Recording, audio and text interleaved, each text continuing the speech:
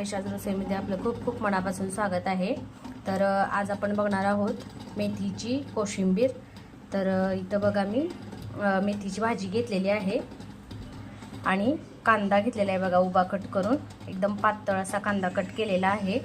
तर आपल्याला ही मेथीची भाजी स्वच्छ धुवून घ्यायची आणि कट करून घ्यायची एकदम बारीक अशी। तर इथं मी एक बाउल घेतलेला आहे बघा, या बाउलमध्येच मी ही मेथीची भाजी टाकणार आहे। बारीक कट केलेली आहे बघा, स्वच्छ धुवून घेतलेली आहे।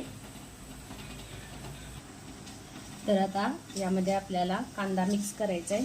आता आपण कट केला होता कांदा तो आता मिक्स करून घ्यायचा आहे बघा, या पद्धतीने।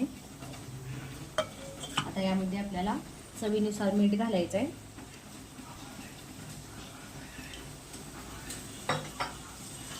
यानंतर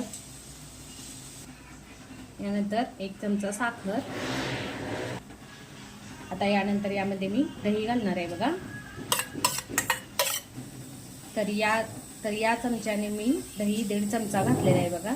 मिक्स करून घ्यायचं आहे आपल्याला।